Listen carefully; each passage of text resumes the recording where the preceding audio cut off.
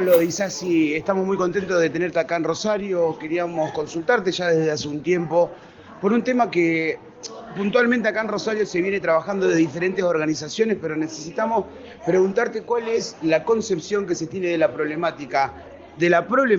hidrovía con respecto a la mirada de los trabajadores y bueno, y de lo productivo que esto puede ser para la sociedad. Bueno, en primer lugar, la primera definición en cuanto a la mirada tiene que ver con que no es hidrovía. Hidrovía es el nombre de la empresa multinacional belga asociada con una empresa denunciada por corrupción en los 90. Estamos hablando de la vía troncal del Paraná-Paraguay, estamos hablando de la tercera vía navegable en importancia del planeta, por donde pasa el 50% de la proteína vegetal del mundo, donde se encuentra el complejo aeroportuario más importante del planeta, que está acá en Rosario. Y esto lo digo no para demostrar que sé, sino para ver la importancia en la disputa de la riqueza que hay en esta zona. Lamentablemente durante el gobierno de Carlos Menem se privatizó, se entregó esta vía troncal a las multinacionales, así como también los puertos, la vía troncal en su dragado, balizamiento y peaje, y año tras año se fugan de la Argentina entre 37.000 y 57.000 millones de pesos, de dólares.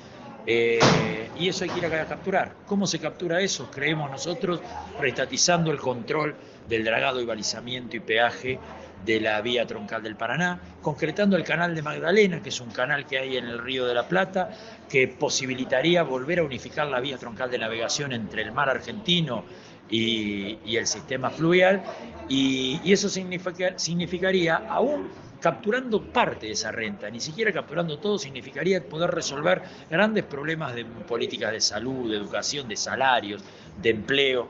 Así que nos parece que es muy importante avanzar en la recuperación de esa vía troncal. Queremos celebrar la decisión que tomaron los gobernadores del litoral del Paraná hace una semana atrás, encabezados por el gobernador de la provincia de Buenos Aires, Axel Kicillof, junto al ente regulador de la vía troncal del Paraná, que definieron mantener en manos del Estado, a través de la Administración General de Puertos, del proceso de dragado y balizamiento, y quedar bajo el control del Estado el peaje. Eso va a significar mayor renta para el Estado. Este es un triunfo de la movilización popular que se hizo a lo largo y ancho de la vera del Paraná y del litoral marítimo argentino, desde Misiones hasta Tierra de Fuego, pasando por la Bolsa de Comercio. Vinimos a la Bolsa de Comercio de Rosario, fuimos al Ministerio de Transporte 2 veces, estuvimos en Misiones, Corrientes, Chaco, Entre Ríos, entre tantos lugares, y tiene que ver con la decisión de miles de compatriotas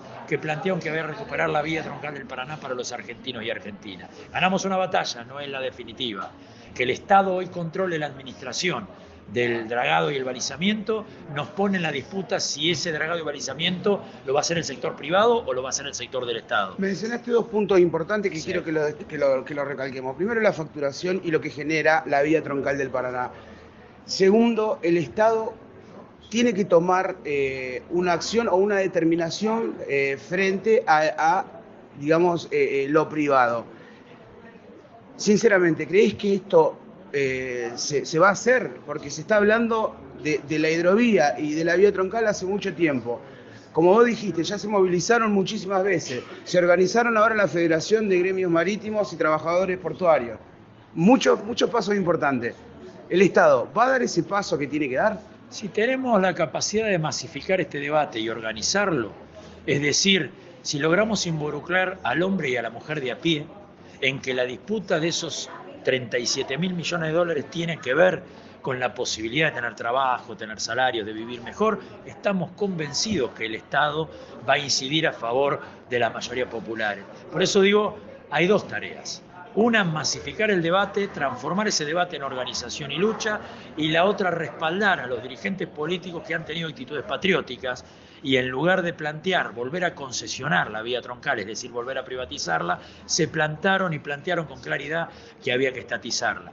Me parece que esas dos cuestiones deben fusionarse para tener la posibilidad de recuperar una de las áreas estratégicas que es muy importante. La Argentina no es Marruecos. Marruecos se le termina la pesca y el turismo y lo que queda la arena. O sea que su pueblo pase penurias es casi natural. La Argentina es un país inmensamente rico cuyo problema central es que esa riqueza está concentrada en pocas manos, en las oligarquías vernáculas asociadas a las multinacionales. Gran parte de esa riqueza se fuga y se saquea organizadamente por la vía troncal del Paraná. Por eso es una pelea de soberanía recuperar esta vía troncal, asociada también a la discusión del litio. Nosotros tenemos en la Argentina una de las mayores concentraciones de litio del mundo. Nos quieren limitar a que exportemos materia prima. Tenemos que ser capaces de invertir y subsidiar la investigación para que le demos valor agregado y entonces la Argentina entre en la transición energética produciendo baterías, que ahí es donde está la renta, ahí es donde está la negocio. Pareciera que nos quedamos en el tiempo a veces cuando pensamos en esto, que estamos hablando de manufactura, ¿no es cierto? Cuando ya el negocio internacional se trata de eso, del valor agregado, y nosotros lo comprendemos hace mucho, pero el negocio está en manos de unos pocos. ¿Cómo hacemos para crear conciencia en una sociedad para que exija que ese negocio se pueda abrir al pueblo y de esa manera generar trabajo, generar bienestar y sobre todo una soberanía proyectada? Nuestro pueblo está para más, lo primero que quiero decir. Yo no estoy de acuerdo con cierto pseudo progresismo que plantea que, bueno, que nuestro pueblo después de las elecciones de medio término giró a la derecha, o que está prudente y demás. Nuestro pueblo está para más. De hecho, el 27 de octubre del 2019 el triunfo del Frente de Todos fue posible porque primero ganó nuestro pueblo en las calles, en los sectores de trabajo y en los barrios, en una resistencia que fue histórica. Y ahora lo que busca es vivir mejor. Y buscar vivir mejor es un camino de izquierda, nunca es un camino de derecha. Lo que tenemos que hacer nosotros, los militantes populares, es ligar estas grandes peleas de época con la suerte cotidiana de los compañeros y compañeras. Hay que masificar el debate, pero no alcanza con generar opinión. El primer dato de este camino es generar opinión favorable. Claro que sí, si te generas opinión desfavorable no podés construir fuerza. Pero el segundo dato es organizar esa opinión como fuerza organizada. Para eso hay que hacer varias cosas. Aumentar el proceso de movilización popular para que este triunfo relativo de la vía troncal del Paraná se transforme en un triunfo definitivo, avanzando en los puertos, avanzando en la concreción del Canal Magdalena y todas las cuestiones estratégicas, y también que el 2023 no venga la restauración neoliberal. Es verso sentarse a hablar de lo bien que podríamos estar, de lo mal que estamos, ponerle numerito y no hacer nada para evitar la restauración neoliberal. Además, el campo popular tiene que construir la unidad más amplia para evitar que vuelvan los neoliberales, porque si vuelven los neoliberales, vienen para quedarse por 20 años, pero no por el voto popular. Van a hacer todo lo que sea necesario para quedarse por 20 años. Entonces tenemos que evitar esta restauración. ¿Y qué quiero decir con esto? Yo cuestiono los debates que se dan en torno a la riqueza y que con mucha precisión plantean dónde está la riqueza y cómo deberíamos redistribuirla. Pero los cuestiono si quedan solo ahí. Tenemos que ver cómo intervenimos acá a pocos meses para evitar la restauración neoliberal. Colo, por último quiero preguntarte sobre, nosotros en Argentina tenemos el bastión obrero histórico, mundial, más de 3.300 sindicatos. Seguimos generando nichos y sectores de trabajo, por lo que se van a seguir abriendo sindicatos. El movimiento obrero, ¿cómo se encuentra hoy el movimiento sindical en la Argentina? Y si es posible organizarlo completamente para dar esta lucha que vos estás planteando. Mira, te lo planteo por la positiva, porque yo tengo mucho respeto por los distintos sectores del sindicalismo argentino, aún los que no piensan como nosotros.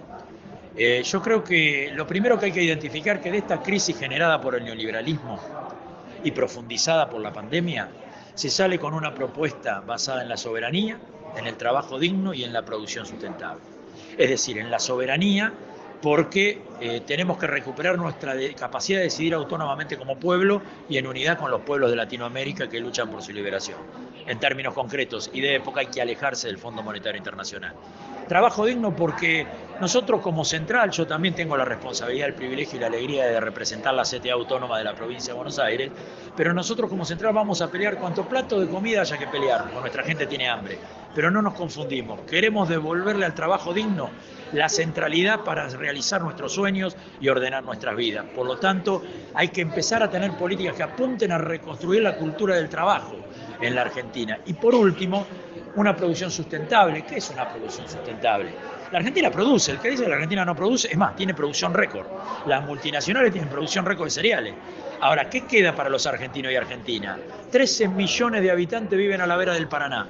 De los 57.000 millones de dólares que se van por el Paraná año tras año, le quedan inundaciones, sequías y pobreza. Ni hablar de la contaminación. Por lo tanto, la producción sustentable es aquella que tiene como objetivo el argentino y argentina de a pie, no el mercado chino, el mercado coreano, el mercado norteamericano.